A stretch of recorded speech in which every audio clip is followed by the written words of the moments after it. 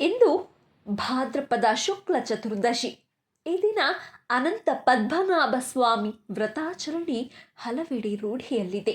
ಈ ವ್ರತಾಚರಣೆಯ ಹಿಂದಿರುವ ಗುಹ್ಯವಾದ ಆಧ್ಯಾತ್ಮ, ತಾಂತ್ರಿಕ ಅರ್ಥ, ನಿಗೂಢತೆಯ ಬಗ್ಗೆ ತಿಳಿದುಕೊಳ್ಳೋಣ. ಆದರೆ ಅದಕ್ಕೂ ಮುನ್ನ ಜ್ಞಾನ ಭಂಡಾರಕ್ಕೆ ನಿಮ್ಮ ಬೆಂಬಲವಿರಲಿ.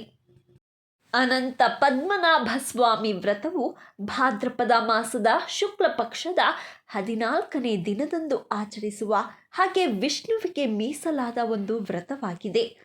ಇದು ಸಂತೋಷ, ಸಮೃದ್ಧಿ, ಕುಟುಂಬದ ಕಲ್ಯಾಣ ಮತ್ತು ಅಡೆತಡೆಗಳನ್ನು ನಿವಾರಿಸಲು 14 ವರ್ಷಗಳ ಕಾಲ ಆಚರಿಸಲಾಗುತ್ತದೆ. ಅನಂತ ಪದ್ಮನಾಭ ಸ್ವಾಮಿ ಮಹಾವಿಷ್ಣುವಿನ ಅವತಾರ, 1000 ತಲೆಗಳುಳ್ಳ ಸರ್ಪದ ರೂಪ. ಅನಂತ ಅಂದರೆ ಎಣಿಸಲು ಸಾಧ್ಯವಿಲ್ಲದ್ದು. ಹಾಗಾಗಿ ಈ ವ್ರತ ಆಚರಿಸಿದರೆ ಬರುವ ಫಲವೂ ಕೂಡ ಅನಂತ ಎಂಬುದು ಎಲ್ಲರ ಅಭಿಪ್ರಾಯ. ಈ ವ್ರತವನ್ನು ಮದುವೆಯಾದ ನಂತರ ದಂಪತಿಗಳಿಗೆ ಮೊದಲ ಬಾರಿ ಪೂಜಿಸಿ ವ್ರತ ಹೇಳಿಸುತ್ತಾರೆ. ನಂತರ 14 ವರ್ಷಗಳ ಕಾಲ ಆಚರಿಸುತ್ತಾರೆ. ಈ ವ್ರತವನ್ನು ತಪ್ಪಿಸಿಕೊಂಡರೆ ನವರಾತ್ರಿಯಲ್ಲೂ ಕೂಡ ಆಚರಿಸುತ್ತಾರೆ. ಮುಂಜಾನೆ ಶುಚಿರ್ಭೂತರಾಗಿ ಬಾವಿ ಅಥವಾ ಕೆರೆಯಿಂದ ನೀರನ್ನು ತರಲಾಗುತ್ತೆ. ನೀರು ತುಂಬಿದ ಕಳಶದಲ್ಲಿ ದರ್ಬೆ ಹುಲ್ಲಿನಿಂದ ರಚಿಸಿದ ಹಾವು ಮತ್ತು ಸಾಲಿಗ್ರಾಮವನ್ನು ಇಡಲಾಗುತ್ತೆ. ಪುರುಷರು ಬಲಗೈ ತೋಳಿಗೆ ಮತ್ತು ಮಹಿಳೆಯರು ಎಡಗೈ ತೋಳಿಗೆ 14 ಗಂಟುಗಳ ಹಳದಿ ಬಣ್ಣದ ದಾರವನ್ನು ಕಟ್ಟಿಕೊಳ್ಳುತ್ತಾರೆ. ವ್ರತ ಕೈಗೊಂಡವರು ಬೆಳಗ್ಗೆ ಹಾಗೂ ಮಧ್ಯಾಹ್ನ ಉಪವಾಸವಿದ್ದು ರಾತ್ರಿ ಪೂಜೆ ಮುಗಿದ ನಂತರ ಭೋಜನ ಮಾಡುತ್ತಾರೆ. 14 ಬಗೆಯ ಭಕ್ಷ್ಯಗಳನ್ನು ತಯಾರಿಸುವ ಪದ್ಧತಿ ಇದೆ. ಪೂಜೆಯ ನಂತರ ಅನಂತ ಪದ್ಮನಾಭ ದೇವರ ಕತೆ ಹೇಳಲಾಗುತ್ತೆ. ಮಂಗಳಾರತಿ ನಡೆಯುತ್ತೆ. ಪೂಜೆ ನಂತರ ಮನೆಯವರೆಲ್ಲ ಜಾಗರಣೆ ಕುಳಿತು ದೇವರ ಸ್ತುತಿ ಮತ್ತು ಭಜನೆಯಲ್ಲಿ ತೊಡಗಿಕೊಳ್ಳುತ್ತಾರೆ. ಮರುದಿನ ಅನಂತನಿಗೆ ಪೂಜೆ ನೆರವೇರಿಸಿ ನೈವೇದ್ಯ ಸಿಹಿ ಮಾಡಿ ವಿಸರ್ಜನೆ ಮಾಡುತ್ತಾರೆ. ನಂತರ ಅನಂತನ ದಾರದ ವಿಸರ್ಜನೆ ಕೂಡ ಮಾಡುತ್ತಾರೆ. ಅಂದರೆ ಅದನ್ನು ಕೊರಳಿನಿಂದ ತೆಗೆದು ಹಾಲಲ್ಲಿ ನೆನೆಸಿ ಎತ್ತಿಡುತ್ತಾರೆ. ಈ ದಾರವನ್ನು ಹರಿಯುವ ನೀರಿನಲ್ಲಿ ವಿಸರ್ಜಿಸುವ ರೂಢಿ ಇದೆ. 14 ದಂಪತಿಗಳನ್ನು ಆಹ್ವಾನಿಸಿ ಮುತ್ತೈದರಿಗೆ ಮೊರದ ಬಾಗಿನ ನೀಡುತ್ತಾರೆ. ಭೋಜನ ಮಾಡಿಸುತ್ತಾರೆ. ವೈಚಾರಿಕವಾಗಿ ನೋಡಿದರೆ ಅನಂತನ ಹಬ್ಬ ದಂಪತಿಗಳು ಆಚರಿಸುವ ಹಬ್ಬ, ದಂಪತಿಗಳನ್ನು ಆಹ್ವಾನಿಸುವ ಹಬ್ಬ. ಇದು ಸಂಸಾರದಲ್ಲಿ ಸತಿಪತಿ ಇಬ್ಬರ ಪ್ರಾಮುಖ್ಯತೆಯನ್ನು ಹೇಳುತ್ತೆ. ಅನಂತ ಸಂಪತ್ತಿನ ದ್ಯೋತಕ. ಹಾಗಾಗಿ ಕೆಲವರು ಬೆಳ್ಳಿ ಚೊಂಬಿನಲ್ಲಿ ನವರತ್ನಗಳನ್ನು ಹಾಕಿ ಅದಕ್ಕೆ ಅನಂತನ ಕಳಶ ಇಡುವ ಪದ್ಧತಿ ಇದೆ.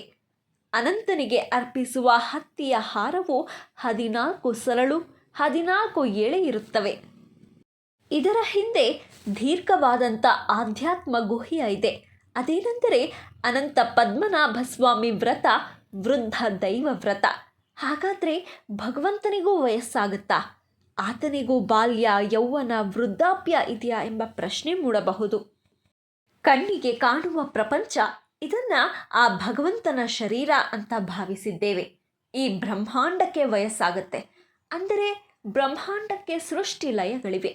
ಇದಕ್ಕೂ ಅನಂತ ಪದ್ಮನಾಭ ಸ್ವಾಮಿ ವ್ರತಕ್ಕೂ ಏನು ಸಂಬಂಧ ಅಂದರೆ, ಮೊದಲನೆಯದು ಅನಂತ ಪದ್ಮನಾಭ ಸ್ವಾಮಿ ವ್ರತದಲ್ಲಿ ಆತ ಅನಂತ ಶಯನದಲ್ಲಿ ಅಂದರೆ ಆದಿಶೇಷನ ಮೇಲೆ ಮಲಗಿರುತ್ತಾನೆ.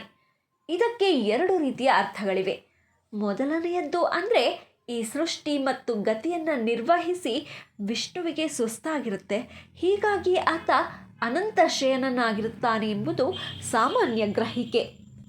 ನಿಗೂಢ ಅರ್ಥವೆಂದರೆ ಸರಿಯಾದ ಸಾಧನೆ ಮಾಡಿದ್ದಲ್ಲಿ ಅನಂತ ಪದ್ಮನಾಭ ಸ್ವಾಮಿ ವ್ರತಕ್ಕೂ ನಮ್ಮ ದೇಹದಲ್ಲಿರುವ 7 ಚಕ್ರಗಳಿಗೂ ಸಂಬಂಧವಿದೆ. ಸಹಸ್ರಾರಕ್ಕೆ ಕುಂಡಲಿನಿ ಶಕ್ತಿಯನ್ನು ತಲುಪಿಸಿದರೆ ಶಿರಸ್ಸಿನ ಭಾಗದಲ್ಲಿ ತಲೆ ಕೆಳಗಾಗಿರುವ ಕುಮುದ ಮೇಲಕ್ಕೆ ಕಮಲವಾಗಿ ಅರಳಲಿದೆ. ಅರಳಿರುವ ಕಮಲ ಜಗಜ್ಜನನಿಯ ಆವಾಸ ಸ್ಥಾನ. ಆಕೆ ಬ್ರಹ್ಮಾಂಡದ ಶಕ್ತಿ. ಆ ಬ್ರಹ್ಮಾಂಡ ಶಕ್ತಿಯದ್ದು 7 ಚಕ್ರಗಳಿವೆ. ನಮ್ಮ ದೇಹದಲ್ಲಿರುವ 7 ಚಕ್ರಗಳು ಹಾಗೂ ಬ್ರಹ್ಮಾಂಡದ 7 ಚಕ್ರಗಳು ಸೇರಿ 14 ಚಕ್ರಗಳಾಗಲಿವೆ. ಇದನ್ನು ಭೇದಿಸುವುದು ಅನಂತ ಪದ್ಮನಾಭ ವ್ರತವನ್ನು ಚತುರ್ದಶಿಯ ದಿನ ಆಚರಿಸುವುದರಿಂದ.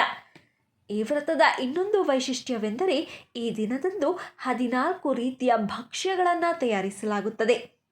14 ವಿಧದ ಪೂಜೆ, ಹೀಗೆ ಎಲ್ಲವೂ 14ರಲ್ಲೇ ಮುಕ್ತಾಯಗೊಳ್ಳುತ್ತದೆ.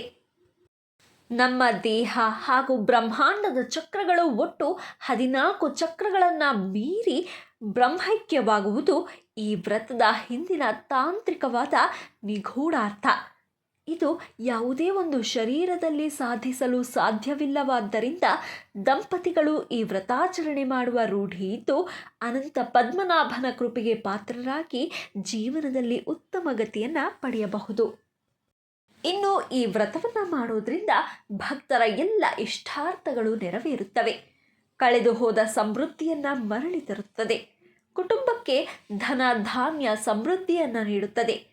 ದೀರ್ಘ ಮತ್ತು ಆರೋಗ್ಯಕರ ಜೀವನವನ್ನು ನೀಡುತ್ತದೆ. ಜೀವನದಲ್ಲಿ ಎದುರಾಗುವ ಸವಾಲುಗಳು, ದುಃಖಗಳು ಮತ್ತು ಕಷ್ಟಗಳನ್ನು ನಿವಾರಿಸುತ್ತದೆ. ಕೇಳಿದ್ರಲ್ಲ ಸ್ನೇಹಿತರೆ, ಇದಿಷ್ಟು ಅನಂತ ಪದ್ಮನಾಭ ಸ್ವಾಮಿ ವ್ರತಾಚರಣೆಯ ಮಹತ್ವ. ಈ ಮಾಹಿತಿ ತಮ್ಮೆಲ್ಲರಿಗೂ ಇಷ್ಟವಾಗಿದ್ದಲ್ಲಿ ದಯವಿಟ್ಟು ವಿಡಿಯೋನ ಲೈಕ್ ಮಾಡಿ, ಶೇರ್ ಮಾಡಿ. ಹಾಗೆ ಮತ್ತಷ್ಟು ಇಂಟ್ರೆಸ್ಟಿಂಗ್ ವಿಡಿಯೋಸ್ಗಳಿಗಾಗಿ ನಮ್ಮ ಚಾನಲನ್ನು ಸಬ್ಸ್ಕ್ರೈಬ್ ಆಗಿ ಪಕ್ಕದಲ್ಲೇ ಕಾಣುವ ಬೆಲ್ ಐಕಾನ್ನ ಕ್ಲಿಕ್ ಮಾಡಿ ಅಂತ ಹೇಳ್ತಾ once again thank you guys. Take care. Bye.